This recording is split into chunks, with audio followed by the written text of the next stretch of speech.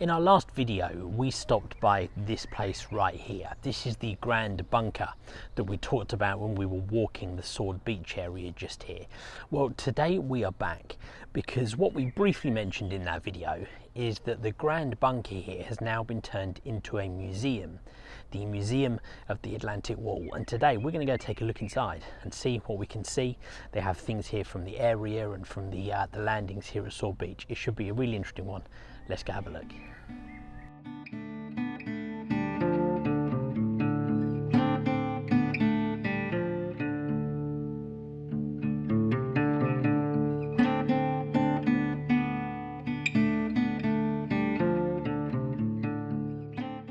Okay, so as we mentioned, the bunker has been turned into a museum, the Grand Bunker Museum, or the Museum of the Atlantic Wall. We're going to go take a look. I can already see some cool bits outside, but let's go and see what's going on inside. So before you even get inside the bunker here, they've got some cool bits outside. There is this huge anti-aircraft gun or artillery gun.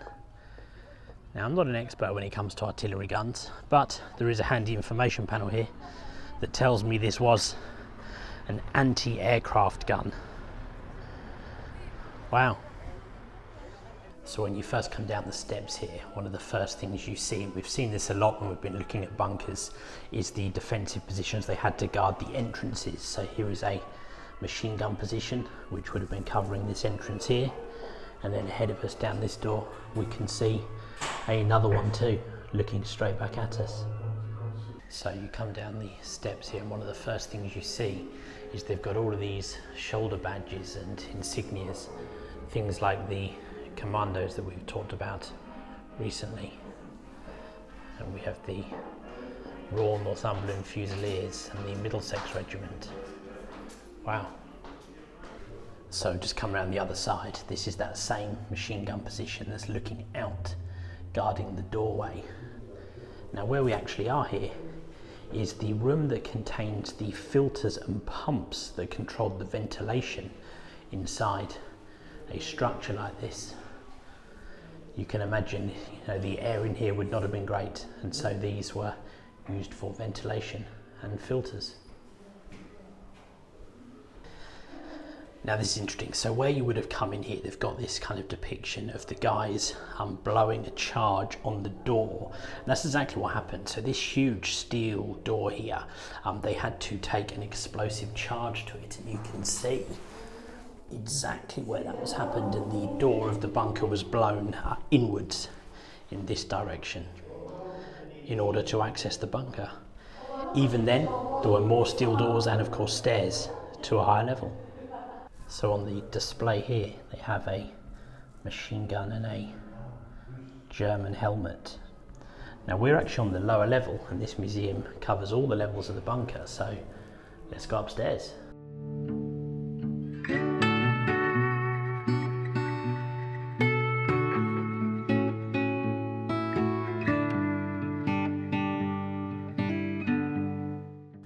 So on this floor, you've got some of the communication network, the telephone exchange, and this is really interesting.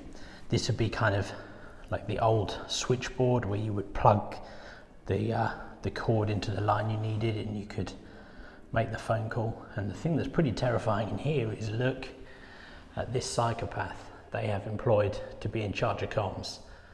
My goodness, that's a scary face. I don't know if he's happy or psychotic. Also here they've got a depiction of an officer and a navigator or map guy looking at some of the maps of the beach.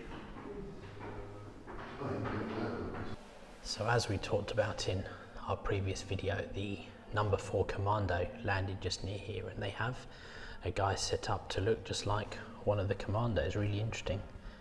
He's got his communications gun under his arm, and of course the beret. That's really cool. It's really interesting. In the display here we've got some helmets, but down near the bottom in particular we have, in the back there you can see a very worn looking British helmet, and in the front here a German helmet. Well, these were both found just near Hermanville here on Sword Beach.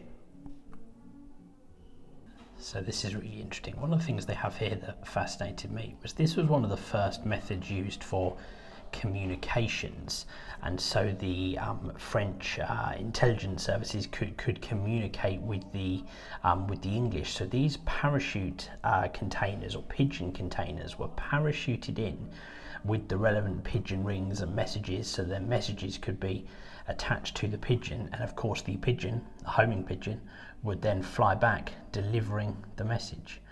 Wow, I found that really interesting.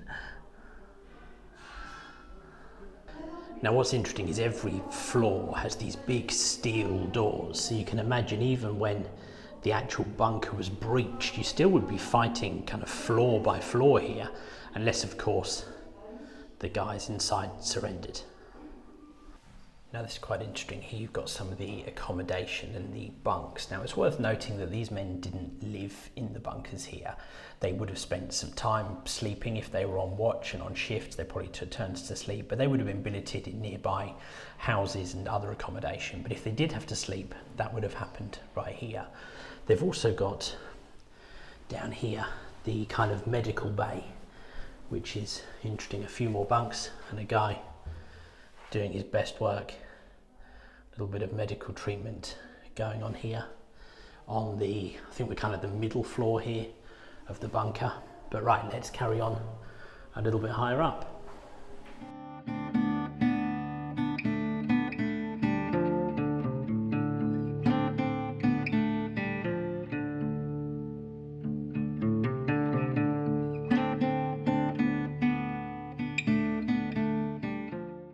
Okay, so we've just come up the stairs, and this is the top floor of the bunker. So as you get to the top floor here, they have some information and a few little bits, but the main thing that we're here for is out here, is the main observation deck. Got this huge telescope that could be used to look out here. But this is the view that this type of bunker would have given you. You can see why it's positioned up here. You can see all the way across the beach and then all the way down as well. Wow. Some of this looks a little rotted apart. Hopefully it's still strong enough for us to be in here, right?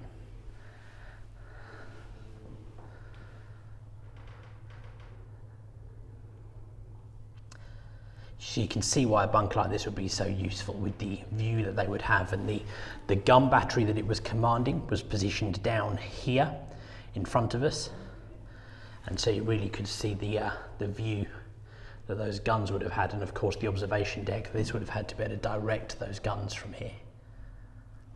Wow, this is interesting. So they actually have a picture up here of what the bunker looked like back during the war. Much the same as it does now. A lot less buildings around it though. Now there is a ladder that goes up to what they've called a tower. Now there is a sign here that says access permitted but at your own risk, and I'm afraid guys, Big Rob here has got a bad shoulder and is a little tight on time, so we're not going to be climbing a ladder, and we're certainly not going to be climbing it in a rush. But if you do come here, please get up there, get to the tower and take a photo for me.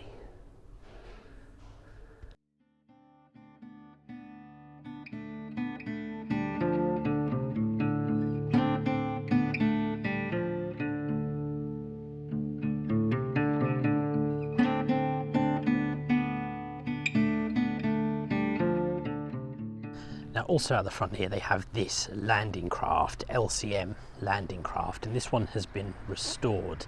Now the thing that is really cool about this one is not only is it here and we can have a look, this was actually used in the movie Saving Private Ryan, and when you come here they have a little bit of information that says about it and has some pictures from the movie, and of course where the guys land on the beach. I mean, it's interesting. So what it tells us here is that Jonathan Orrell, who is the son of Bob Orrell, whose men captured this bunker on the 9th of June, heard that this had been used in the movie, and it was sat near Portsmouth at risk of being scrapped. and he rescued it and brought it here, returned it to Normandy. Wow. Wow, so this really is cool that we can get on board here and have a look in a landing craft, and it makes you think, you imagine being in one of these heading in towards the beach with the front here closed. You'd be ducked down, the noise and the gunfire, to then land on the beach and have this drop. Wow. It's hard to imagine the feeling that the guys who experienced that must have had. Now they've got a few different vehicles out here, but this one jumped out to me because of the story attached to it, and I love a story. So this is a self-propelled gun. This is an Abuser M7 Priest, and the thing that's interesting about this one is this was recovered from the sea not far from here in 1982, so that's why it's in the condition that it is. It's been coated with something probably to stop it rusting further, but you can see it's already got a fair bit of rust damage, or it sat in the sea for best part of 50 years. So I hope you guys enjoyed this look at the Museum of the Atlantic Wall, the Grand Bunker Museum. I found it really interesting, some really cool stuff in there, and I recommend if ever you're in the Saul Beach area, come and check out this museum and check out the Saving Private Ryan landing craft. Guys, thanks for watching. Appreciate the support on the channel. Do all the usual YouTube stuff for me. Check out the links if you would like to support the channel. You can do that through Patreon or buy me a coffee. Thanks for watching. I'll see you on the next one.